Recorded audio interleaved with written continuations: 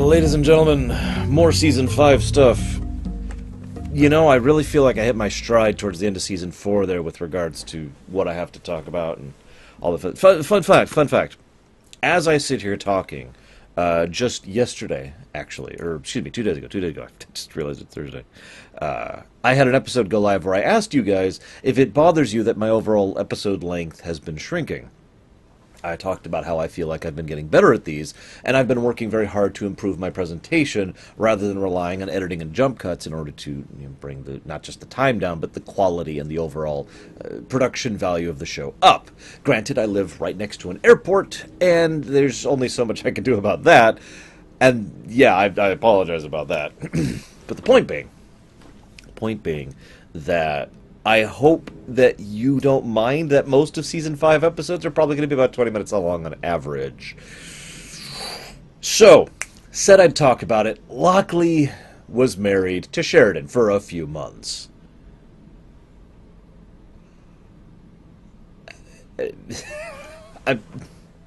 Why? Just why? I mean, I still don't think there's any narrative purpose being served by that. I really don't. And what's worse, I feel like it doesn't actually add anything. And so much attention has been paid to it.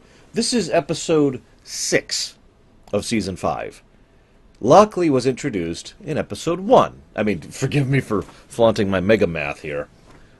6 episodes have gone by, and in every single episode it has been brought up that there's something going on with Lochley, that there's some connection between Lochley and Sheridan, that we're not sure which side of the war, and it just keeps like being trickle-fed in.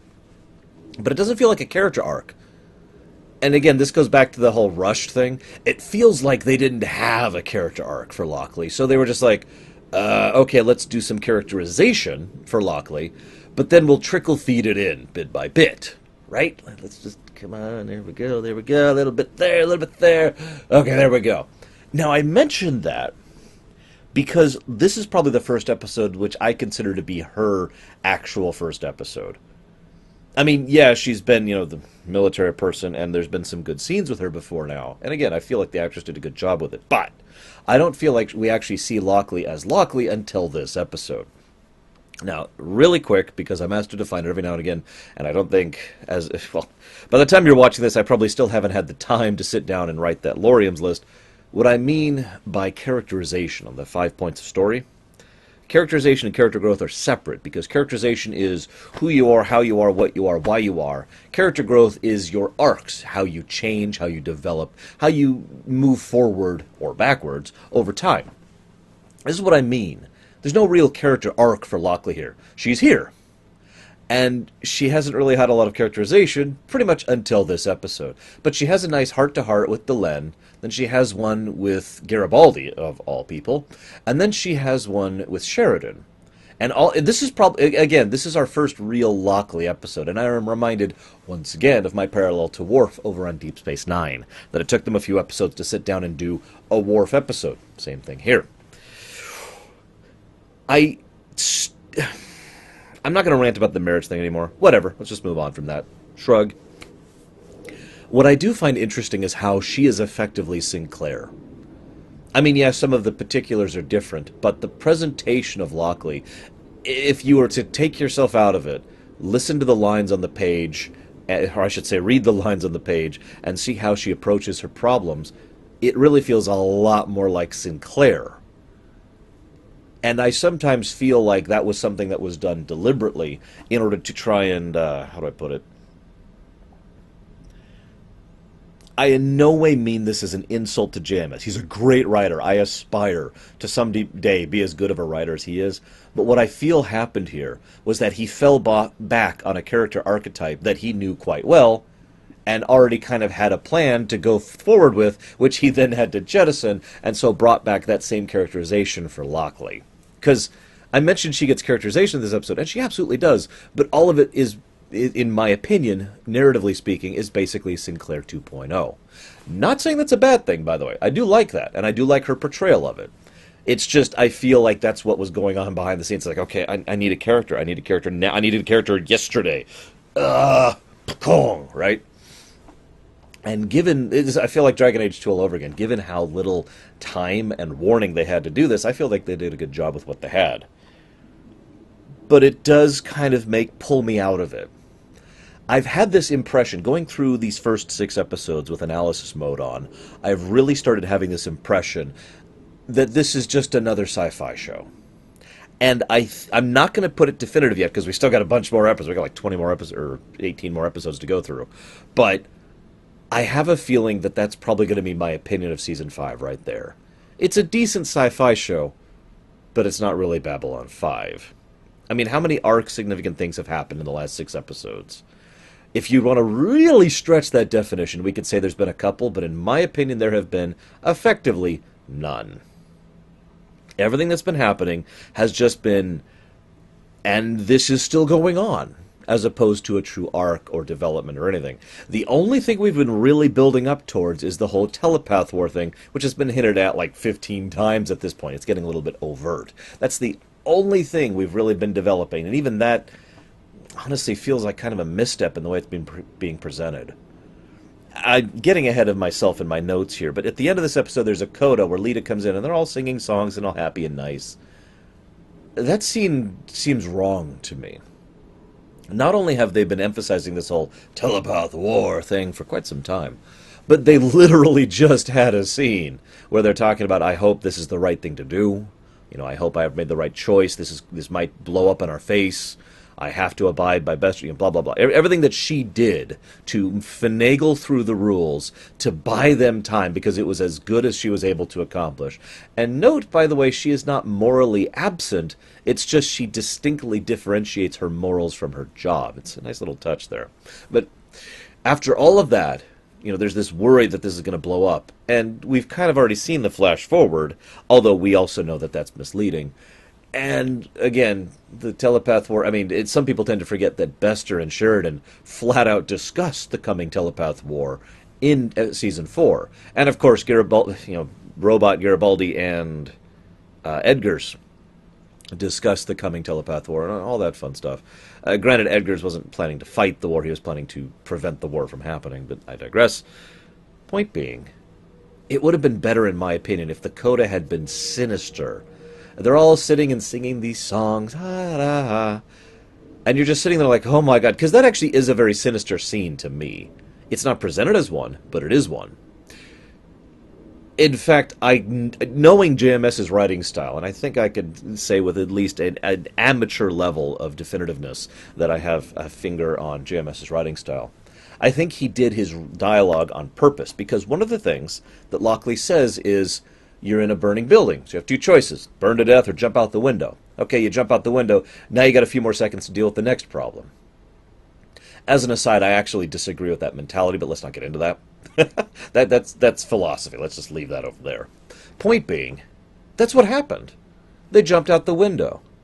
And now you have a very serious, very real problem. Bester's coming back in 60 days, and you have promised to help the situation. And you're singing songs? To carry this analogy full tilt, imagine if someone jumped out the window and is so relieved at no longer being in the burning building that they join hands and start singing songs as they're plummeting to their death. Because that is almost literally what's happening with the telepaths. They are plummeting to their death, metaphorically, and they're... Moving on. It is a pity Garibaldi doesn't use his head on this one. I don't blame him, by the way. Not bad writing. I'd probably be a little bit upset if I was in Garibaldi's position myself. Trust me. So, the idea of wanting to go and just beat the crap out of someone who absolutely ruined your life, yeah, I could totally understand that perspective. But it's a shame he didn't use his head to do it, because he's Garibaldi, and even as a hologram, he was able to talk his way into saving millions of lives. I love that scene. But I bring this up because Garibaldi is the head of Alliance Security. Now, there's all sorts of legal gray ground, and I'm not gonna bring down the controversy box for this. I may have to. I don't know. I don't want to. We'll get to it. There's actually a very, very complicated political topic here, which we'll get into in a moment. All I'm going to say is that when you have what is an alliance, a true alliance, not the rebel alliance, a political entity alliance, like the United Nations or the European Union, or actually there's a bunch of other examples I could come up with. Let's just leave it at that, modern examples. When you have something like that, the delineation between a state handling its own affairs and the state being answerable to the overall governing alliance body, that's a very, very debated, very gray line. And if Garibaldi had, as head of Alliance Security, decided to do something against Bester, he probably would have succeeded at it. But he didn't. He charged in and with fists swinging. And Lochley punched him. Yeah. Not the best way to handle that. Anyways, again, don't blame him. I totally get it. We see how Bester is still awesome. I like how coldly and accurately he assesses the situation. One of the things I like about Bester is, despite his personal power, which he does have a significant amount, and despite his political power, of which he has a huge amount, he is still very smart. He doesn't rest on his laurels. I think at least part of that is because Bester is for lack of a better term, a true believer. He actually believes in his cause, kind of like how Byron does. And by the way, you notice the hints between Byron and Bester in this episode. I already pointed that out. I'm just mentioning it.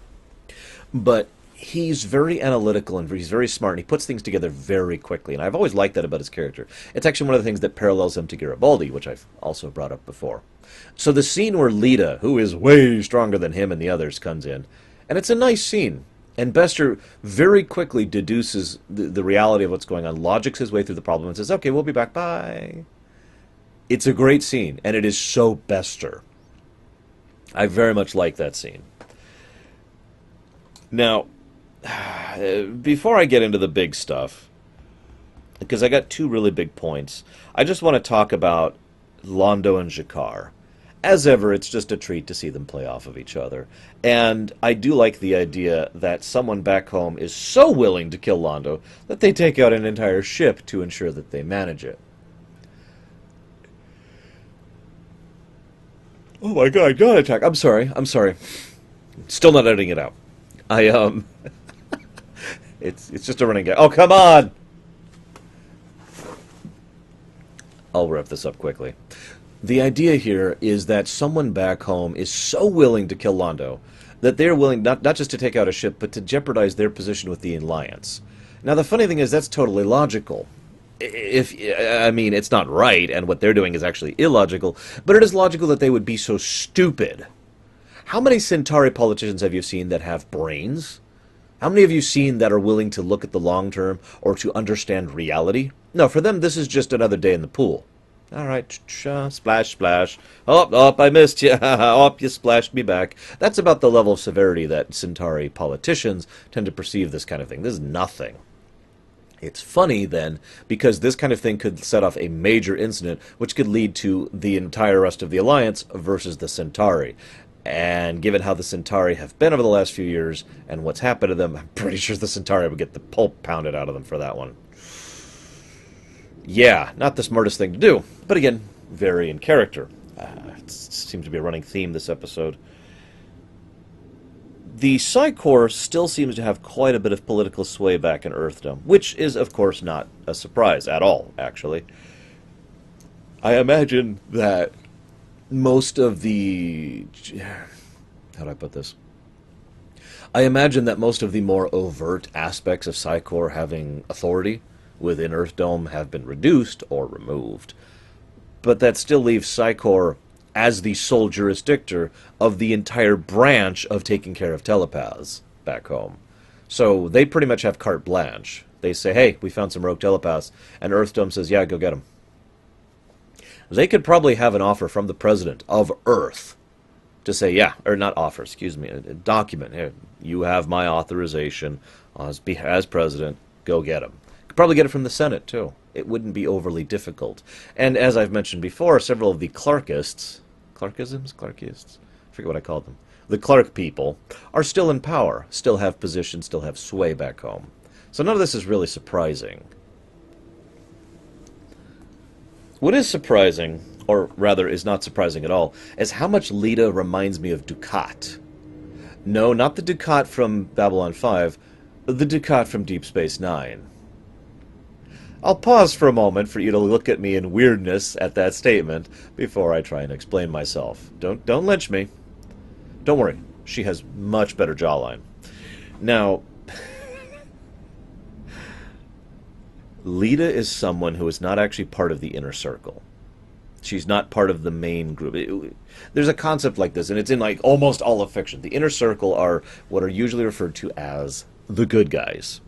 It's the innermost people who all know each other and trust each other. They know the truth. Whatever else they may have to politic or lip service or work around, they're the ones who know what's really going on and are basically just trying to do the right thing, even if they have to do the wrong thing to accomplish that, at least in more complicated fiction. So the inner circle concept is very, very normal. Lita and Dukat both are not part of that inner circle. Now, I will talk about Dukat a lot when we get to DS9, but all I'm going to say right now is the parallel should be obvious if you've watched DS9 as I talk about Lita, because Lita is someone who is not part of the inner circle, who was never really allowed in the inner circle, who was never embraced by the inner circle. No effort was ever made to really drag Lita in, to take care of her, or to embrace her, or to be her friend.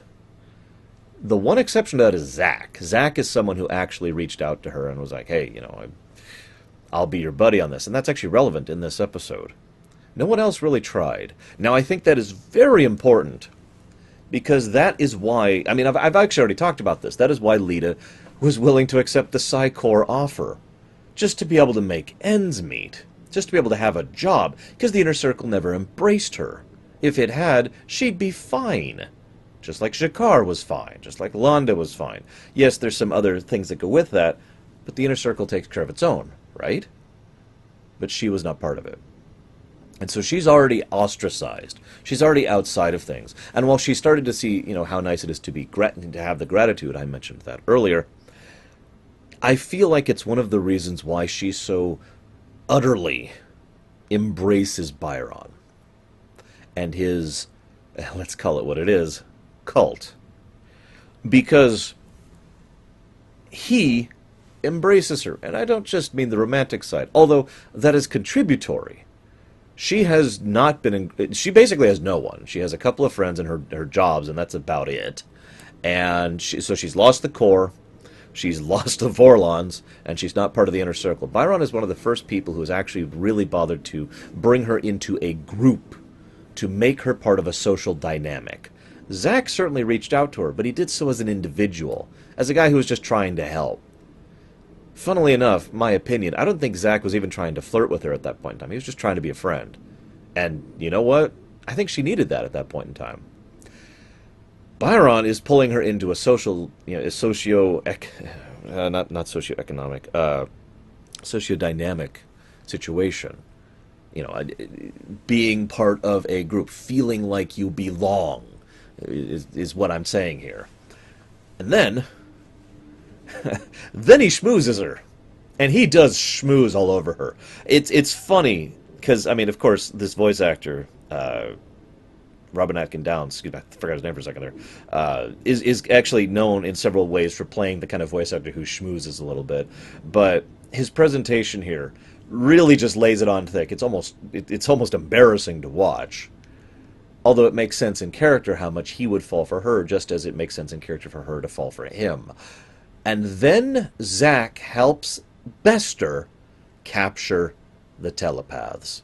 And that's pretty much the moment of segregation right there. That is the distinct moment at which Lita is no longer a part of the inner circle or the good guys or anything at all. She has firmly shifted her flag over into the telepath camp, over into Byron's camp. And you could see it on her face. Again, good actress. She does a good job with it. You could see it, and it's probably going to have some consequences in the future. Quick note. Byron has a line. I've been getting more and more distrustful. I mean, obviously I've seen this show before, but you get more and more distrustful of Byron the more you see, at least if you're thinking about it. The way he phrases things. There's two things he says, which are both really say a lot about how he thinks about things. He comes across as if he's trying to be benevolent or nice or kind or whatever, and yet when he's like, oh my God, the bloodhounds are after us, he doesn't say, reach out, there's bloodhounds or you can feel them. No, what he says is, and I wrote it down, take down the walls the mundanes forced us to live inside. That's how he phrases that sentence. Can't even say a simple concept. It's something that also could be conveyed vocally, I feel like pointing out, without trying to push his agenda. And speaking of which, later on, Byron insists that this is all his fault, and he deserves the crude justice, because he made the mistake of trusting others. And credit to the actor, he doesn't do a lot of emphasis on the word others. There's just this slight variance in tone. I may even be imagining it, so forgive me on that. I did watch the scene twice just to make sure. But, I made the mistake of trusting others. Just a little bit of an extra emphasis on that word. In other words, what it sounds like he's saying, this is of course conjecture, is trusting mundanes. Also, did anyone else notice that there's just suddenly explosions happening in this show a bunch? It's weird. There were 2 explosions in this episode, and both of them were cut to commercial cliffhangers. It's like, all right, heading out. No, we can't go over. And then the episode takes over, and it's like, yeah, it's just another day, explosions, whatever. A lot of people dead. Yep, sure. Let's talk about asylum and extradition. This is a complicated topic, and to be blunt, I'm only going to be barely scrapping the very edge of the surface of this topic, because there's a lot to talk about here. On the one hand, it's totally logical. In some cases, it's so apparent how to apply it that there's not even a discussion here. Let's say that Bob kills Bobette. I shouldn't assume gender. I just realized. You know what I hate? I'm sorry, quick side. I hate having to say everything in neutral terms just because someone might get offended about it. So you know what? Screw all that. Bob kills Bobette. Moving on. So, Bob goes from Bobville. I'm just really making up names at this point. You can see my creative genius in hand here. Leaves Bobville, which is a country, and goes to Bobonia, which is another country. Bobville, as a political entity, as a flag, reaches out to Bobonia and says, yo, could you spend your time and effort and resources capturing that man and bring him back so we can drag him to justice? And Bobonia says, of course we can, he frickin' killed her. Boom! Done. Extradition, no issues, right? And let's assume, of course, let's add one layer of complexity. It's a very simple layer. Bob says, wait, I seek asylum. Bobonia says, no! And then sends him off, right? That's very obvious, and it's so apparent why those kind of extradition treaties exist, and why most countries going back several centuries have had extradition treaties with each other. But not every country has extradition treaties with each other, because it's not always that simple. Let's say Bob asks for asylum and Bobonia says, yes. Now what? So obviously, if they have an extradition treaty, they now have a rock and a hard place. Do you decide to go ahead and give up the asylum, thereby showcasing that you are either weak politically or that you shouldn't be giving asylums, or that you violate your asylums, which could damage your reputation or cause other issues down the line, including legal issues? Or do you violate the extradition treaty, thereby hurting your political standing in a much more literal and apparent way on the political scene, on the floor, on the stage of the world? You get out there and it's like, yeah, no, we're violating this treaty. I mean, you can do that. You can violate treaties. But especially if you're doing it so publicly and openly, there are consequences for that. So let's say someone comes to you who is not a killer, or at least near as we can tell, and they say, yeah, asylum. And you're like, yeah, of course. Now let's say someone else shows up and says, hey, we're going after them, and we have the legal right to this. Now we've got to add another layer to this, because remember all that alliances, EU thing I talked about earlier? That comes into play here as well. Let's keep adding to this complexity. Let's say Bob didn't kill anyone. Again, I know, just bear with me. So let's say Bob instead is a political prisoner. Someone who is an activist or a news broadcaster, or just refuses to kowtow to the law, technically is violating the law. Let's make that clear. Is someone who, under the most technical definition, is legally a criminal, but is not what we would usually assign the effects of criminal to. It's not like they are criminally behaving or engaging in criminal activity. They simply have broken the law. And there is a difference between those two things. So let's say this Bob person has broken the law by refusing to kowtow. Okay? With me? Bob then goes to Bobonia and says, Asylum. Bobonia says, yes. Now, let's assume also that Bobonia does not have an extradition treaty with Bobville. However, you can see how this is starting to develop. Bobonia is part of the Bob Union. We're just going to take this all the way here. The Bob Union. Oh, by the way, Bobville is also part of the Bob Union. I mean, of course it is. It has Bob in the name, right? Now things get sticky. Because if two member states of a union, whether it's a confederacy or a republic or a alliance or a federation or whatever, if two member states have this kind of legal dispute, it is very feasible and plausible for the parent entity, the umbrella entity, to go ahead and step in. And that is actually what happens in this episode. Sheridan, as president of the alliance, says no. And yet that's not what happens. The alliance grants the asylum, verifies the asylum, and yet when you get down to it, I'm going to stop using the analogy, because at this point we're basically just one-to-oneing what happens in the episode. A member of Earth Dome's military, a member of that chain of command, who is beholden to the alliance and her chain of command, is receiving conflicting orders. She has chosen to follow the orders of EarthGov before the orders of the alliance. That was her prerogative. Now, I know she found a way around it in the end, and she flat out says she did so because she had orders from the alliance. So she did actually manage to obey both orders simultaneously. That is something that she managed. But it is clear that Lochley's first priority was following the orders from her sovereign state, which makes sense. But you can see how this becomes an extremely sticky political situation. In short, extradition and asylum are very, very gray, very sticky, very messy topics that don't always have a nice, easy solution, especially when it comes to something like this. Because again, Byron and his crew are illegal.